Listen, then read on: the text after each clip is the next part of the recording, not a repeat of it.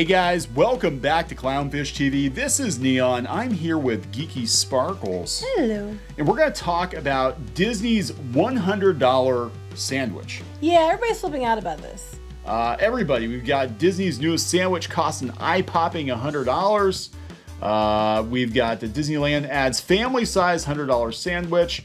Why are they selling a $100 sandwich? Here's why. Oh, I'm going to tell you why. Here's why. So we're going to talk about that before we get into it. Any further, please subscribe for more pop culture news, views, and rants, guys. We're over 191,000 subs. Woohoo! Thank you for the support. Yeah, we need to celebrate with a giant sandwich. I would buy the sandwich, actually, but that's because there's a bunch of us. But yeah, so, okay, everybody's losing their crap over this sandwich. So first of all, is this going to be part of the Pym test kitchen that is coming to the Avengers Campus at Disney California Adventure, opening next month on June 4th. Now, as part of the shtick of the Pym test kitchen is the Pym particles and how they're using to shrink and enlarge food. It's kind of the joke. They have these giant soda cans from the ceiling, like they're pulling, like they have tubes coming out, and like they're getting their drinks out of that. They have all these big and small things throughout the restaurant. That's the point. So everybody's listening to crap because they have a $100 sandwich in the menu. It's $99.99 to be exact. $99.99. So it's technically 1 penny less than $100 until you pay tax. But this thing serves 6 to 8 people. Yeah, it's a lot, but they have a lot of size. Here, I'll show you some pictures. They have a lot of things that are big and small. This is the impossible. I think it's like it's not so little chicken sandwich is what that one is. It's not so little. Yes, and a lot of this is Impossible Foods, by the way. Pym Test Kitchen featuring Impossible Foods. Their whole point is they make big breakfast. Like that is their giant Quantum Garden that's like ever expanding Cinna-Pym toast. Yes. Cinna-Pym. They keep putting these stupid pin puns into everything. Pin puns. And then they get down here and then they have giant pretzels that they're like 13, but they feed like a lot of people because here's like this is a big pretzel compared to like regular size pretzels. Just a few dollars more than a regular pretzel at Disney. At yes. Disney, yeah. Then this is not so little chicken sandwich, and then they have I'm getting down to it here. Quantum size Pym-ini sandwich. Quantum size. Now, a regular size Pym-ini is $14.49. Okay, so a quantum size feeds 6 to 8 people, and $100 would be in that range for $14.99. It's just a big damn $14.99 sandwich they usually cut up into pieces and serve individually. Yeah, so I mean, look, they're making a big deal about this. Pym grilled into the top. They literally have it grilled into the top. See? Yeah. You do know that in like 20 or 30 years, the average hamburger at Disney will probably cost $99.99. Right, because it's only at Disney when you go there and you see like a $8 cupcake, you're like, wow, that's a bargain. In your normal life, if you saw an $8 cupcake, you'd be like, what the hell are they smoking? Yeah, it's weird. We talked about this before, the Disney bubble. And when people go to Disney, like, money doesn't mean as much as it does in the real world. It means a lot to Disney. Only $5 for a Coke. What a bargain. It's $4.19 or $4.49 most places. Yeah. I mean, yeah, it's ridiculous. You could buy a 6-pack. You could buy a 6-pack. You could buy a couple 6-packs some places. Well, I did that when we were at Disneyland. I actually walked down the street and there was a CVS, I think, down the street. And I would walk down the street and go get drinks there and bring them back to the hotel room because I'm like, I am not paying $4 or $5 every time the kids are thirsty. Right. For a freaking Coke. It's ridiculous. But they're all losing their crap over this, and it's literally just a gigantic sandwich, which we don't have very good pictures of yet because it's not open yet, and they haven't had media, I don't think, yet for it. So I'm sure we'll get better pictures of this giant sandwich. Oh, once all the Instagram Insta moms are, I'm waiting for. Who's that fat guy on YouTube that stuffs his face? Nicky Avocado. Or whatever it is. Oh yeah. Boo watches him. Yeah, this guy like stuffs his face. He'll like buy 2 of these. He'll make a sandwich with both of these $100 sandwiches and eat it. Here's the thing. What is the serving size? Because like they're showing one slice. Is it like one slice of the serving? Because if that's the case, it's a crappy deal considering how I think you get 2 on the other picture. Oh no, you get 1. This is a show. Well, how's this any different than buying like a big giant party pizza or Yeah, it's like that. But I love their colossal Caesar salad with colossal crouton, which is a giant slab of garlic bread, and these big pieces of Parmesan, literally wedged into a head of lettuce, loose leaf lettuce. I mean, they don't even cut it up for you. I'm like, that's just dumb. They should have the Captain Marvelous oatmeal. It's just Captain Marvelous. just Quaker oats with no flavor, just water. And it's served on a wooden plank. On a wooden plank, you just scrape it off. But this is not a big deal. I mean, the prices, for Disney are about what you'd expect. For Disney. Yeah, for Disney. They have other stuff on their menus. They have drinks and different things. I mean, nothing else on here is like ridiculous. Oh, you can get a giant soda can that has their Pingo Doce or whatever juice in it. Pingo Doce. I don't know what the hell that what? is. Or beverage. Douche juice. No, not to be confused with the Marvelous oatmeal. Whoa, that was like... I don't know why. Yeah, I had it out. Scroll-o-vision. So they're going to milk Marvel massively at Disney.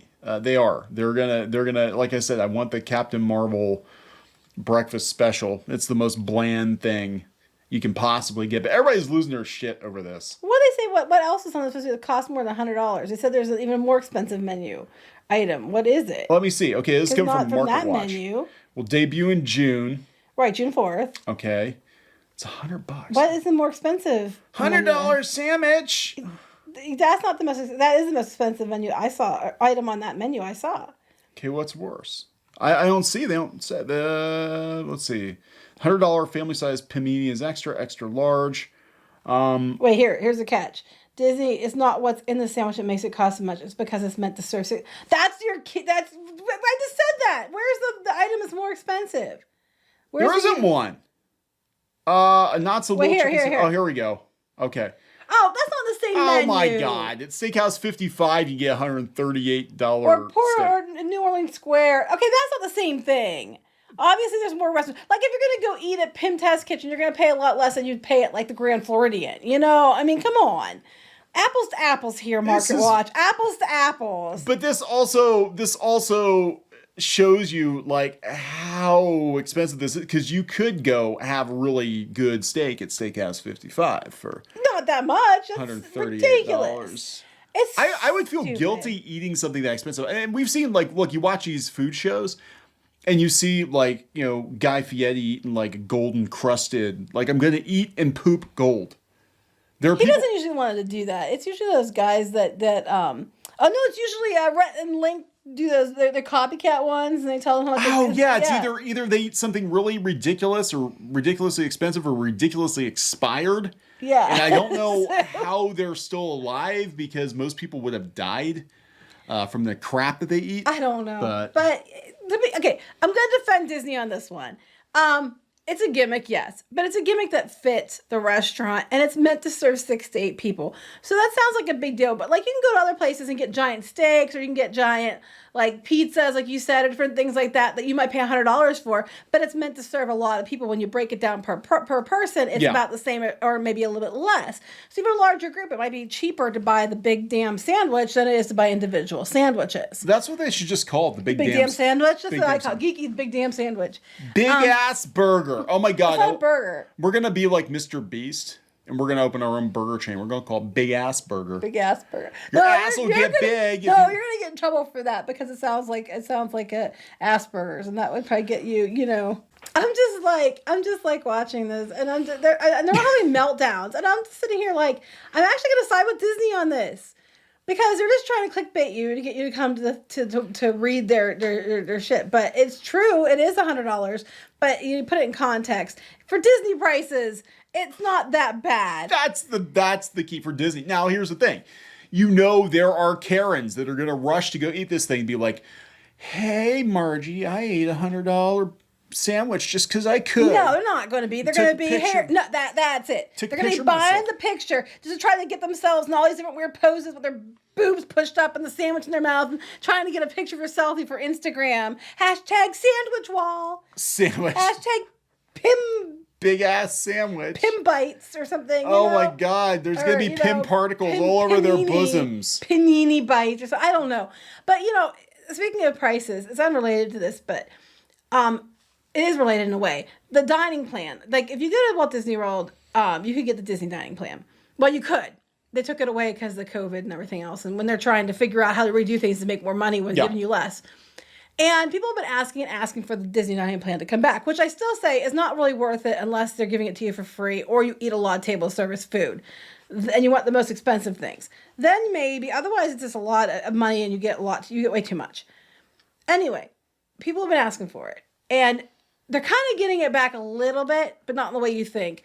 Only if you're from the United Kingdom at this point. Yeah. You may book a trip on this package they're doing for the 50th anniversary of Walt Disney World, where you can come over here, and if you do like it's 14 days for a 7-day ticket price. So we don't get that discount in the United States, and we're the bread and butter for Disney. No, they're going to give 7-day ticket prices for 14-day tickets to the UK.